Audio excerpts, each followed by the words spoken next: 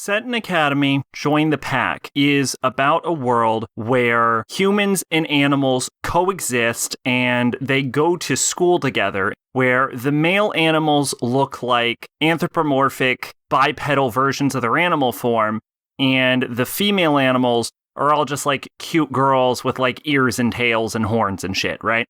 The show is about a guy who hates animals due to a traumatic event in his past, who ends up being dragged into a cooking club by the only other female human in the school, and this tiny wolf girl who has a thing for him and who wants to form a pack with a whole bunch of different animals, basically trying to, create interspecies relationships.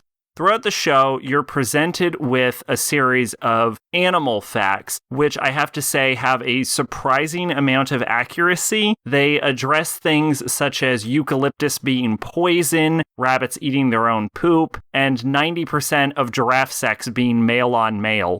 The only fact that isn't strictly true is they bring up that female hyenas have penises, which is actually a common misconception. Female hyenas actually have fused labia and elongated clitorises that form an organ known as a pseudopenis, which has a similar function to a penis, is used for things like pissing, copulation, and giving birth, which... Yes, you heard that right. Female hyenas have sex through and give birth through their dick holes. So have fun knowing that now. I wasn't a big fan of the show right at the start. In fact, I thought this was going to be a miserable watching experience. But honestly, the show gets better as it goes on. And I don't think it's just me getting used to the show. I actually think the general writing quality improves. For example, a lot of the earlier gags are related more to the main male lead's sort of antagonism towards animals, his distrust and dislike of them, and occasionally using the animal factoids as gags of varying successes. But as it goes, it also starts to focus on using these animal factoids to enable different story and character arcs. For example, one of the main characters is a hyena who spent their entire life assuming that they were male because they had a penis, and they come to discover that they're biologically female, then go through the process of learning to be more feminine, only to, in the end, reaffirm their male gender identity. There's also a subplot, which is honestly one of the most interesting subplots of the show, although handled not the greatest because a lot of the resolution comes in after credit scenes, about a male lion who is trying to enter into a relationship with a female impala.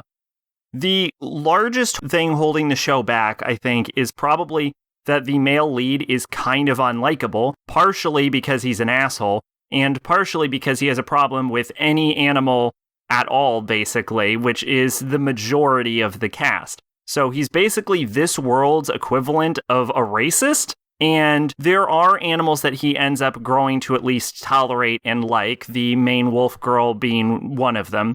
But even then, that sort of still comes off as more of a you're one of the good ones kind of thing, and he still ends up coming off in a pretty negative light.